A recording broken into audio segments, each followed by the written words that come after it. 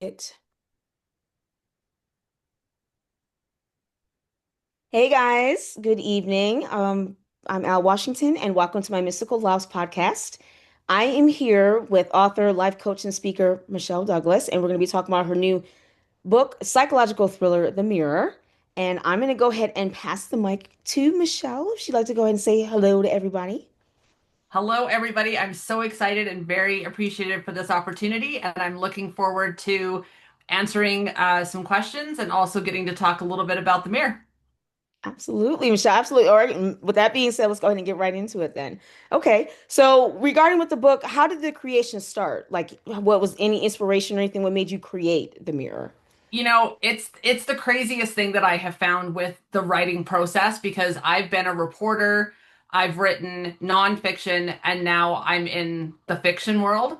And it literally, most of my ideas come to me when I'm in the car, which is so inconvenient because Right. you can't stop and take notes.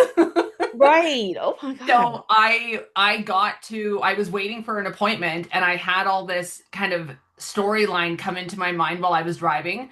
So when I got to where I was going, I opened up my notes app in my phone and just started writing Okay. like just everything that came to mind, Right. and then sort of went from there with specifically with the mirror. That's how it sort of came to be, was just this rolling around some concepts and then all of a sudden like there it was. So yeah. No, but don't you hate that, Michelle, when when we're sitting in front of a blank piece of paper or typewriter or whatever, nothing comes out. But all of a sudden, like you said, you're in your car, now this stuff, like this shit comes out of your head. I hate that too. It's like I have a little notepad in my car. Like I have Yeah. it in the driver, like little glove compartment, because just in case if something comes up, I'm at a stop sign or something, I'm just like, oh my God, why can't this come out when I'm physically writing or like in front of a typewriter or my notepad? But yeah, Absolutely. And I think it's both a blessing and a curse because right.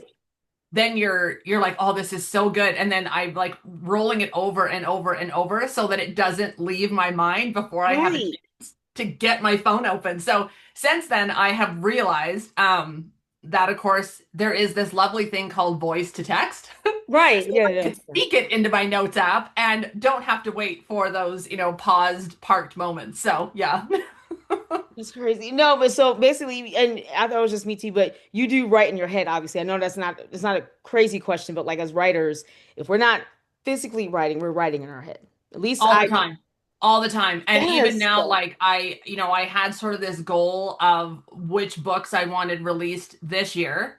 uh-huh. And now I am attempting to put my writing brain into park for the holiday season and just kind of take a breath and then start again. And it's like watching horses race in your head. Like they don't want to be held back. And so I'm trying so hard to stick to my plan about taking the holidays, regrouping, and then back to more writing next year. And my creative brain is fighting me tooth and nail. Right, I hear that, man. No, but don't you feel like maybe it's just me that, let's say if I did take a break, even less a day off, I'm like, oh my God, I'm gonna forget everything. I'm not a Yeah. creative writer. I don't know. I have that feeling. It's like, no, I need to stop. But at the same time, we do need to recharge. At least I do. Just like hell, our phones need to recharge. We charge our phones. Trust me, we don't stop doing that. We No, need to and be there's just no time, right? Between all right. the other things that like I do plus getting ready for the holidays, it's like there is not that sit down dedicated time. And so yeah, so it is an interesting thing that even when you're not actively writing and working on a project, Right. that creative brain does not go to sleep. It really doesn't. But no, on a serious note, but we do as creative writers, we really do need to take that recharge and re-rest. Yeah. So, and that's what I'm working on as well. But I'm definitely glad to hear that you're just taking a break because it's a holiday as hell. I mean, Yeah. Christmas, New Year. I mean, yeah, we do. We really need to just, yeah. So. Yeah, for sure. For sure. So I'm not really trying to reveal anything too much, like I said, about the book. And Mhm. again, everybody I wanted to say this is my first podcast, and I'm talking to an author when it comes to opening up voodoo. I know I see a lot of books, especially Amazon, whatever, with dealing with witchcraft, but really voodoo, I don't see a lot of. There was a series I was Sure. starting, it was a comic series, I can't remember the name. She stopped writing for a little bit, but it was really good. So, Yeah. but I would love to see and read more about voodoo. And I know on your story takes place in the heart of New Orleans. How was it Mhm. dipping into voodoo? I actually didn't realize that is what it had done. Like Right.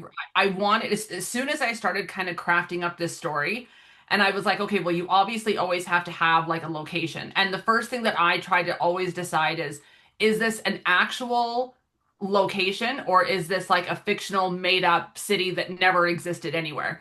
Right. And I love New Orleans. It's my favorite city to travel to in the United States. I love it so much. I'm a New Orleans Saints fan. I Oh. absolutely love New Orleans.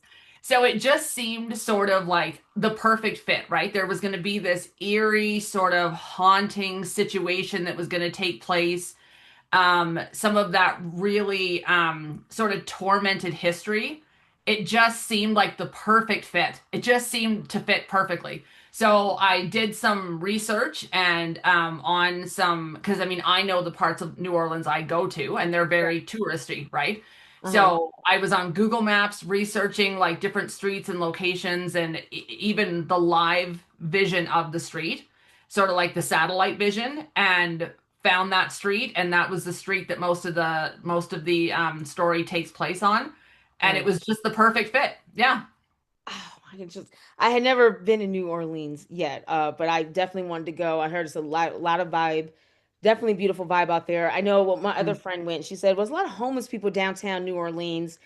Okay, but then one of my favorite shows. I don't know if you're familiar with the interview with the vampire, which takes place Yes. at New Orleans. The Yes. studio love it. Yes, season three is coming out Yes. next year. I can't wait. But anyway, no, I just Yeah.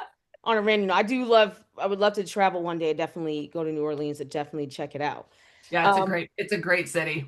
yeah, that's what I heard. I bet the food, the vibe, the drinking, and I wanted to check out the voodoo museums. Yeah, even the music, and even though like, and just the nicest people. Like, nice people, and they're so curious about like where we're from, and especially when I tell them where we're from, like even if it's like a server in a restaurant or somewhere, and I tell them about like how cold it can get up here in the snow, and they cannot, they're so curious about up here, just like we're always curious and ask a lot of questions about life down there, right? Yeah, So exactly. Yeah. yeah, it's a great city. Highly recommend. Absolutely. Okay, I appreciate it. Thank you. Definitely what's on my wish list. We'll definitely see. There you Absolutely. go. For your main character, Paige Thomas, she is Yeah. a social worker. How is that creating her? She's the one that discovers, the rituals, the voodoo, the Yeah, the name, I have found this also with my other books, even though uh-huh. they're like children's stories. The names of these characters are one of those things that pop into my head again in the car, wake up in Right. the middle of the night, and I'm like, yep, that's the name, right? Like, it Right. doesn't really mean anything. It just sort of came to be. Plus, I struggle when I read books if the characters' names are too complicated. I Yeah. feel a little bit detached because I feel like I'm offending the character if I pronounce it wrong in my head, even though Right. like they're not going to know, right? Right. So I tend to recognize in my own writing that I keep the names fairly like simple, like nothing Mhm. overly complicated. Right. And it just seemed to, as I was writing about like her job and what she was even doing on the street in the first place when she finds the house, um, yeah, again, it was just like, yeah, Paige is a good name, and I can't even really explain it. Like, it sounds so No, awful absolutely. because Yeah, no, it just sort of clicks, right? It's like, oh yeah, this is her exactly. name, this is her name, and then you kind of roll with it for a few pages, and you're like, no, that's not her name. Maybe it is her name, and then yeah, then I just kind of stick with it. So yeah, it came very easily, actually. No, and like I said, there's certain things you just can't explain. Sometimes your characters you can, some you can't. It basically the personality or the demeanor of the character, it just fits the character. That's it. Mhm. No explanation needed, but definitely, yeah, Yeah, for that. yeah. So overall, your themes that you incorporated in the mirror was guilt, grief, Mhm. dangerous, evil things that can pop up or resurface that Mhm. how would I say that we don't want to face. Yeah, So how was that experience? You don't, I mean, I know not to be technical with it, but overall, like I yeah. said, some things just pop up or things we were meant to see or were not meant to see to either make us bad or good people. Yeah, I think almost everybody, and some people are more open about it than others, everybody has something or some things, people, events that have happened in their past, and everybody kind of deals with them a little bit differently. And so, of course, some people are like right out of the gate, they deal with their demons and they're all kind of put to bed, and some people just try to run from them. and eventually they will always catch you up. Like they will resurface in some way, a Right. memory, a song, a place. You'll hear something and it'll bring it back up.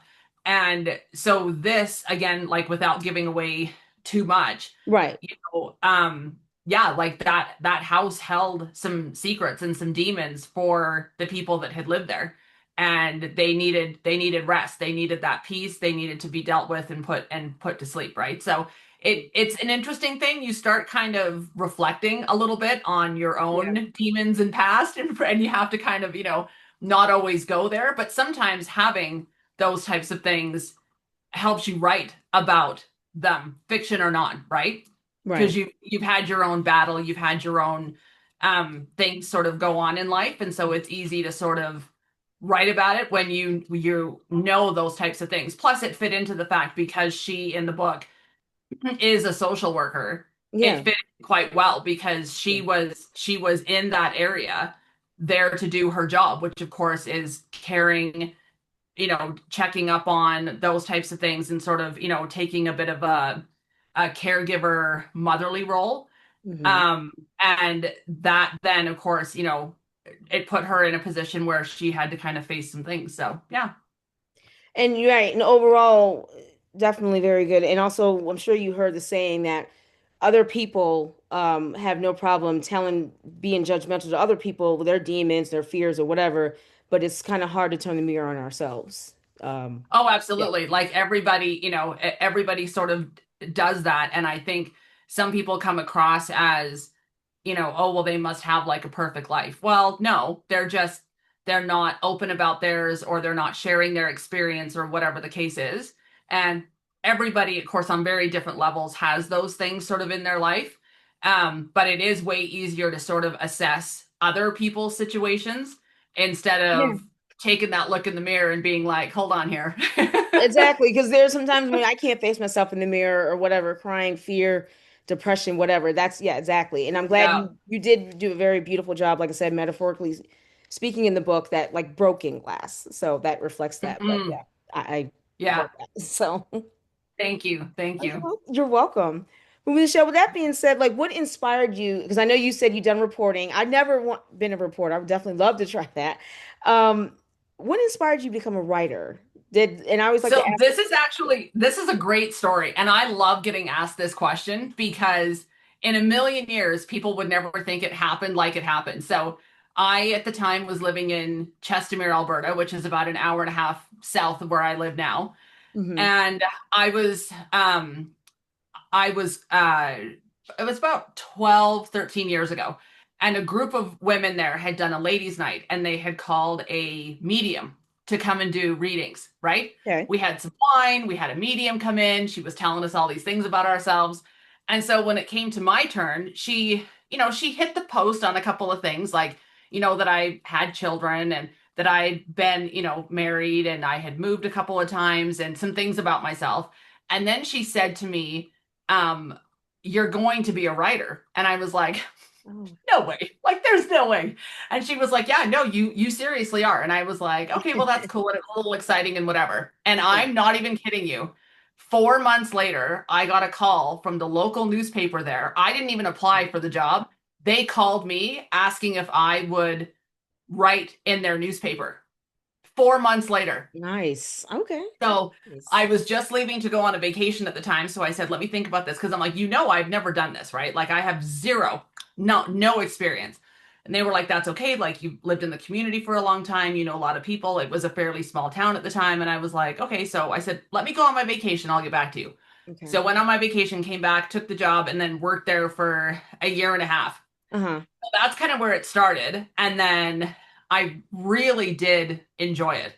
And then so fast forward to last September, so September 2024, and I was approached by a group of people that were doing a anthology type book, a co-author. There was 14 or 15 authors in the book, and it was all on sovereignty and freedom and survival and those types of things. Uh-huh. And so I wrote a chapter in that, and it was just the floodgates flew open. Like I got that out, and that was a nonfiction story of my own, like a story from my past, Oh, And all of a sudden, it was just like the creative fire was lit.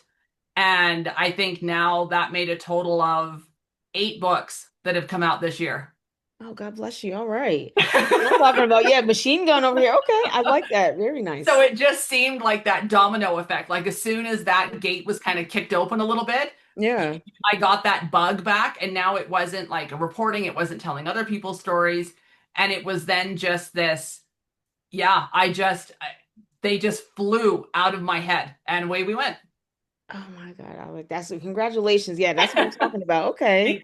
Thank Do you. you have a favorite author, Michelle, or a favorite story? You know, I really like I kind of bounce all over the place. I read all the Frida McFadden. She's amazing. Like The Housemaid, like the movie's now about to come out. Like she's fantastic. Uh-huh. And of course, like there's, Jim Pattinson, like the crime novels, that type of stuff. Like, it's so funny. I wish I had more time to read, which sounds ridiculous because you Oh, would think that as a writer, you yeah. want people to buy your books and read, and so Yeah. other authors. I really kind of get into like the nonfiction stuff. So like Brene Brown, what's her name? Mel Robbins, Okay. her stuff, like their books, really, really good. So I usually alternate. I'll do like a fiction, then a nonfiction, fiction, nonfiction. And then all of a sudden I was so busy writing and publishing them and getting them out that I'm like, I should maybe read a book over the holidays. That might Right. get my energy refocused. So I know they keep saying as us writers, we do have to read. We don't have to, but still, like again, how our bodies need water, we need to read. That's like second nature yeah, to us. But I hear you. Like yeah, you said, it's not enough time in the day though sometimes. So yeah. yeah, Well, definitely and I something think to it's do. probably the same for like if actors get asked like what their favorite movies are, right? Right. Like Yeah. sometimes you're so busy doing your own thing, you forget to enjoy other people's work, and Right.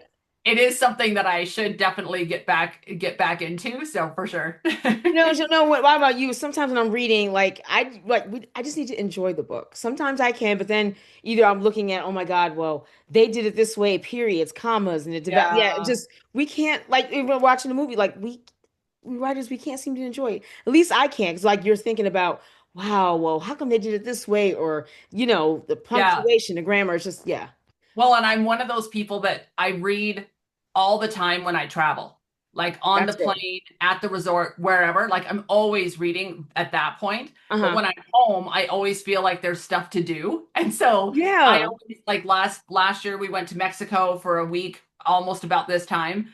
And yep, finished a book, read it. It was a great Christmas story, great book.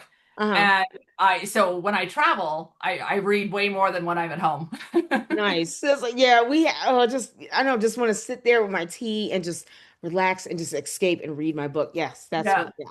Yeah, I get you. That's for that being said. So I was on your website and I also saw that you, again, like I mentioned earlier, that you are a life coach and Yeah, that you help others with, their purpose in life and their self-confidence. What yeah. made you pursue that as well as being a life coach? So during the time that I was writing for the newspaper, of course, all of that time was spent writing other people's stories, right?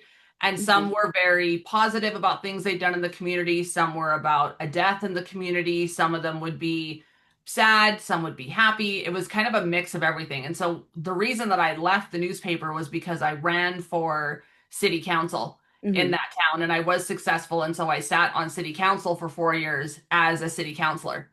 And during that time, I realized that, my background by way of a career is administration, office management, project management, that type of thing. But where I thrived was helping people. And of course, all of the jobs basically since being on with the newspaper have been that, whether it was storytelling or then on city council, helping anything, right? Getting Yeah. someone's snow removed, getting a sidewalk done, a road built, whatever the case was, right? Mhm. So when I moved then out of city council and then I had some life changes and I moved up here, I definitely tried to figure out how to get back into that. And that seemed like a great thing. So I did take just some very, like, sort of some online courses just to make sure that I knew kind of exactly what I was doing and where life coaching stops. And then if someone was to need actual like therapy, so Hmm. that I'm not overstepping and you know when to drive them to a different direction. And then, yeah, so started doing that and just kind of helping people, especially women, find their voice, ask their boss for that raise, have conversations with their partners about what they need out of the relationship. Those things that sometimes as women we're kind of told we can't talk about because then we're Yeah. being bitchy or we're rude or we're Yeah. asking for too much, right? Mm. And so, yeah, it's sort of that was sort of the push was I've if I look back on my life, most of the work I have done in any type of industry always seem to circle back to helping people. So it's sort I of hear been a that. lifelong thing. And I volunteer, I give back. I'm currently even volunteering at the one of the local high schools here. I'm a basketball coach. So volunteering and giving back's always kind of been a fairly good sized piece of my core makeup. So yeah. No, and when you mentioned that, when you said you help women, we speak our mind that we're, like you said, bitchy or witchy, or Yeah. we can't, don't overthrow the man. Like we need to know our place, like a Stepford wife or something that it would Yes. threaten the man. But no, if we're sticking up for ourselves and standing up for ourselves, that seems to Yeah. be an issue. So yeah, I'm glad you brought that up because that's still Yeah. an issue. Like I said to this day, like, oh, well, Sure. you're this and that. I'm like, no, no. No, I'm just, yeah. And I find like it, I've had women as recently as weeks ago say things like, okay, well, what is your goal? Because in our discovery call, that is what we talk about. Why are you, Right. why are you here? What made you reach out now? Like, what do you need? Right? Tell me what you need. And it was a lot of, well, I've been in the same position at my job for X amount of months, years, whatever. And I don't know how to ask for that promotion, that raise. People around me are bypassing me.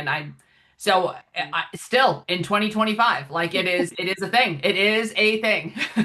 Yeah, or like if they ask for something, like have the courage to speak up at either their significant other, get mad at them and break up with them. Is that the fear that Yeah. they have? Do you mind me asking? Like, you don't have to go into Oh detail, but yeah. like, No, it is. It's right, it's the couple of examples at the top of my mind because they've been recently have been workplace and relationships. Like people just afraid to, I need this or I need, help with, things around the house and they don't know.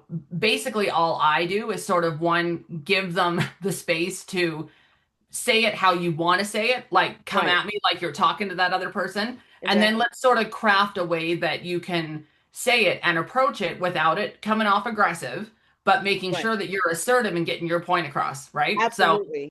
yeah. That's something. Yeah, that's something. Good luck with. Yeah, I hear that. Still, like you said, still an issue to this day To in this this age. day, And yeah. while we're going into the new year, it's still going to be an issue in 2020. Oh, it sure is. Yeah, Oh yeah, yeah. it doesn't stop. So, but I guess from on the aspect, some people, I guess some women don't want to be alone or feel alone. They go, well, Mm, it's hard to find a good man, or et cetera, et cetera, and I don't want to upset yeah. him. Yes, it's a damn shame. You still have to have that Well, mindset. and the justification, like, well, but he works hard. Well, but he does this. Well, but he shovels the walk when it snows. Right. Okay, great. Awesome. B, are you appreciative of that? Yes. Do you tell him? Yes. Okay. When was the last time that he thanked you for doing the dishes or you going to work or whatever? And yeah, crickets. They got no answer. Like, I hear that. Oh my God, good luck. God bless them for that. Good luck with, yeah, that's woo, still an issue. Hope they'll yeah. get better. But Michelle, do you have any tips or pointers for writers in general, um, or for those who initially just want to break in and again they're afraid to Mhm. speak their voice or create their voice? Yeah. Honestly, do it. Like, I'm not even kidding you. If I could go back and tell younger me, because I just turned 50. Oh God. So if I could go back and tell even 30-year-old me, write the book. Write the book. It doesn't matter if people don't like it. Who cares? Like, write the Right, book. Maybe it'll sell one copy. Maybe it'll be a bestseller and you can retire. Who cares? Right. right. And I think that's still such a fear. Like, well, what if people don't want to read it? Well, what if people don't? Who cares? Who cares? And don't spend a lot of money. So I self-publish on KDP, so with Amazon, so through Kindle publishing. Hmm. I mean, you're writing it on your own computer, so short of buying a computer, that's not costing you anything. Right. And full disclosure, I never use AI for my text or the stories, Right. but for the artwork, I do because Okay. don't pay an illustrator. Like, and nothing against illustrators, but if you're Right. just starting out, they're expensive, right? Yeah. So try to just save those like costs for yourself and put out one or two. Maybe it flops, maybe it doesn't. You'll get some feedback. You'll get, you'll find a spelling mistake on page 5 when it goes to print, and you'll be like, oh no, it's okay. It's okay. That's And right. just honestly, just take that first step. Like that would be my biggest, if I could give younger me some advice, is don't let all those excuses stand in the way. Just write until your heart is content and put them out there. Put them out there. Someone will read it. At least one person will read it. And I hear that. Right? But what about Michelle, what about an editor though? I know, do you guys have you have your different feelings on it getting an editor? I haven't used one. The co-authored project that I did back in June, that publishing house had an editor process and Okay. editors read it and whatever. I didn't have any edits that I had to make, so Mhm. I think probably with my career background, like spelling and grammar come easy to me. Like I've always had to Oh. self-check my own work. So Oh, okay. thankfully, but I belong to a few different sort of like social media groups of authors, and some people swear by using an author or an editor, sorry, and some are like, no, it's just extra cost and they're just trying to get in on your work, and Right. it's such a divisive topic. Uh-huh. I don't use one though. Like I read Okay. it through, I do spell check and let her go. No, we all got different ways of doing it. Absolutely. I hear Yeah, that. But no, I appreciate it from your insight. Me, I'm looking to hopefully get my first novella out next year. I need prayer with my first novella. So yeah, I'm definitely gonna I do need some type of editor, but I'm working on it and I'm love on my it. next revision now. But absolutely. I mean, I love your book right now in general. So I'm still like on the first few Thank you. chapters. So it's beautiful anyway. But yeah, Thank you. thank you for that. Patricia, do you want to let everybody know where they can find you and everything, including the mirror and Yeah, so my website is michelledouglas.ca, exactly as it sounds. All of my books are available on Amazon. So if you just search up my name, they're all kind of in a row. There is another author that has the same name. We write very different content. Oh, okay. So, Okay. so if you go looking through the list that's on my website, then you can see on Amazon which books are mine. I'm also on Instagram, Facebook, all the things. You can find me there, TikTok, all of it. So, yeah. Okay. I appreciate it. No, Michelle, thank you very much for coming on, taking the time out. I really definitely do appreciate it. And Thank guys, you. you're very welcome, guys. And thank you again for hanging out with me and Michelle. Definitely check out her new psychological thriller, The Mirror. And you guys have a good night, and I will see you next time.